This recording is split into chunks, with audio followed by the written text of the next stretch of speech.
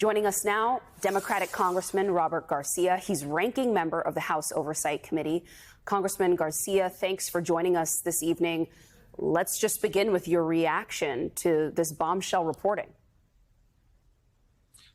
I mean, it's outrageous. Obviously, this is incredible levels of corruption coming out of this White House. The fact that this is being swept under the rug by the Justice Department just goes again to what is happening right now across this country. And this is very concerning. First, Tom Homan obviously needs to be fired immediately. He is the person right now at the White House working with DHS, directing what's happening across the country. In most cases, illegal raids, taking away due process from people in this country, deporting, in some cases, American citizens. And this man took a bribe.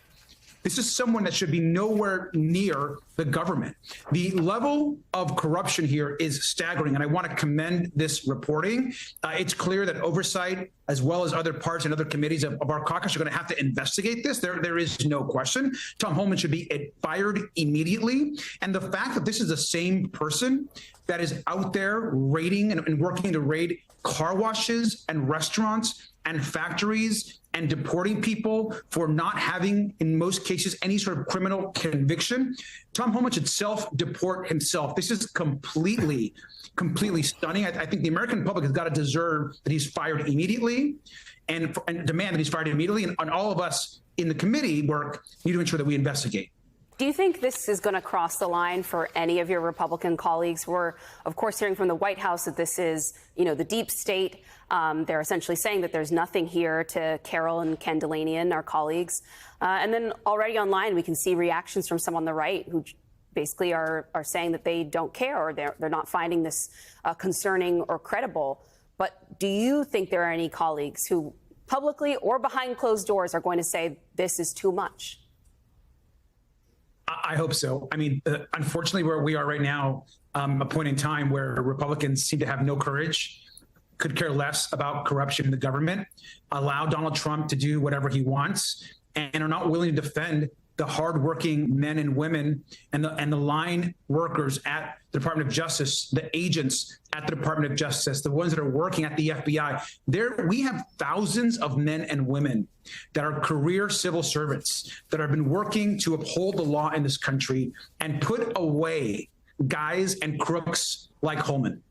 And this idea that this administration wants to just sweep that under the rug and call this the deep state should concern every single American. And so Mike Johnson should immediately join Democrats and call for an investigation on this. I doubt he will, but that would be the right thing to do. And this is going to be important. We've got to bring light to this story because this is also just some of the corruption that's happening, whether it's the Epstein files, whether it's what they're doing with their illegal detentions across the country. There's a growing level of corruption coming out of this White House, and Donald Trump is at the center of it. Congressman, let's talk about what happened this week in your oversight of the Jeffrey Epstein scandal. You spoke to, behind closed doors, Alex Acosta, who was Trump's first-term Secretary of Labor, who negotiated, when he was U.S. Attorney in Florida, the sweetheart deal for Jeffrey Epstein, where he basically got to leave and go to an office every day while he was in prison for his horrible sexual assaults and crimes. What did you learn from Alex Acosta?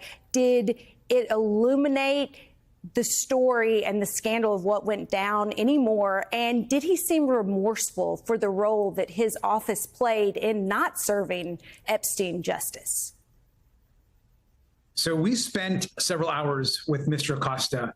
And look, and I'll say that it's because we in the Oversight Committee and the Democrats pushed to get Acosta subpoenaed that we actually got to speak with him. And every step of the way, Republicans have tried to block the subpoena of the files, block the subpoena of Acosta, try to block us from getting the birthday book that we obviously put out to the public. So when Acosta actually came, I think what's been most disturbing about his testimony and really some of the conversations after that we've had is he showed absolutely no remorse. I asked him directly. He was sitting right across from me, and I asked Mr. Acosta directly. I said, do you understand that the 18-month sentence that you gave him was a sweetheart deal. Do you regret that sweetheart deal? He looked back and said that he did not regret it. He stood by it. I reminded him that during that 18-month sentence, Jeffrey Epstein was allowed a work release where he left his confinement and went on to abuse and rape other women, other people that he violently abused. In fact, one of those women I spoke to directly myself just a couple of weeks ago.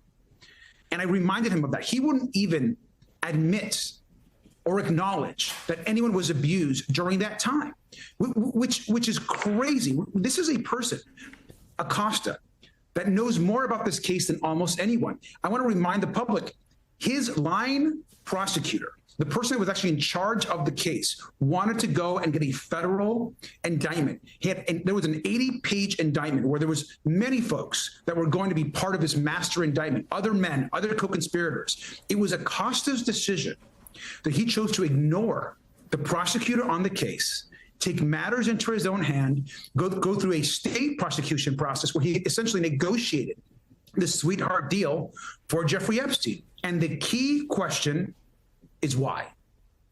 Why did Acosta give Jeffrey Epstein this deal after there was all this evidence to convict him and others? And then the second question, why then does Donald Trump pick Acosta, knowing all of this, to be his Secretary of Labor? And so these are the questions that we need answers. It's why we're demanding a release of the Epstein files. And Alex Acosta and his testimony only provides for us the opportunity to get many, many more answers. We need more answers. We have more questions. We need the files released. Congressman, I want to switch gears to one more topic before we let you go, and that is about the investigation into the FCC and what has been transpiring with ABC and Sinclair. What answers are you hoping to get to the bottom of? What are you concerned about with all that has transpired as a result of this investigation, and even now with what has happened with Jimmy Kimmel?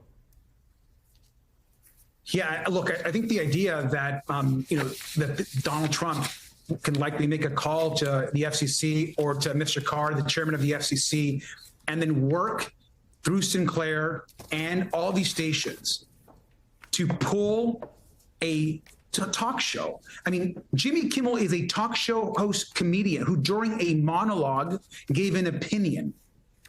And he's going to lose his show over that. This is an immense overreach by the president, by his administration, and it happened to Colbert.